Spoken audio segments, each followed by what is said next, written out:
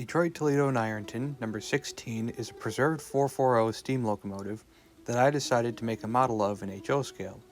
This is the process and how I did it. To say the model is a Frankenstein is an understatement. It uses the chassis from a Mantua Belle of the 80s 440, the boiler from a Cary, Maryland, and Pennsylvania 440 conversion kit, the domes and handrails from the Mantua Belle of the 80s, a precision scale Wabash 260 cab, and the tender from a Colorado and Midland 280. Getting the chassis and tender together was an easy task. However, it all went downhill from there, as attaching the boiler was easier said than done. The boiler was designed to sit on a Mantua General 440, not a Belle of the 80s 440. As a result, it needed a lot of machining to get right, and admittedly in the process, the boiler did get a little bit scuffed up, as it sort of shows in this picture here. The next step was my favorite part in any model project, the painting.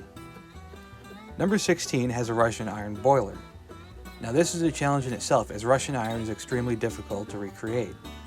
This goes for real life, as many museums have attempted to recreate Russian iron, some of them using automotive paint instead, and it seems to be just as hard to do in model form. Russian iron, as the name implies, is iron made in Russia. However, what makes this iron special is that it is a glossy, high temperature resistant iron that is perfect for a boiler jacket. It also has a beautiful glossy bluish tint. This tint comes from the oxide coating that prevents it from rusting, kind of similar to the bluing on metals used on rifles and machine guns.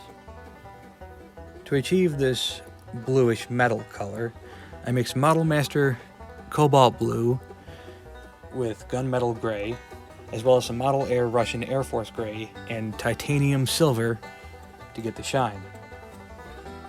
I mixed it all up until it formed a color that I was satisfied with. I didn't particularly record any quantities or specific amounts of anything mixed together, and the end result was quite nice.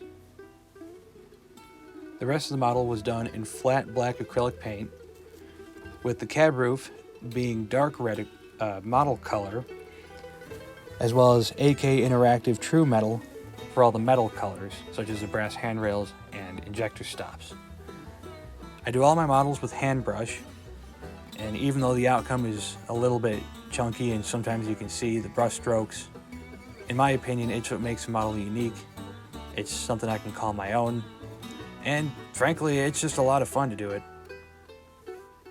Now that's enough of me jabbering on about how I did it. Let's see the thing running, shall we?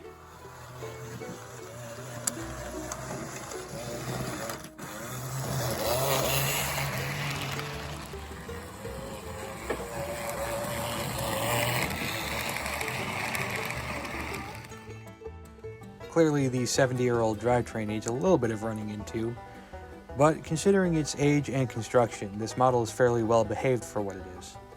I really enjoyed making this as well as the video, and hopefully I'd like to make some more of these in the future. Let me know what you think.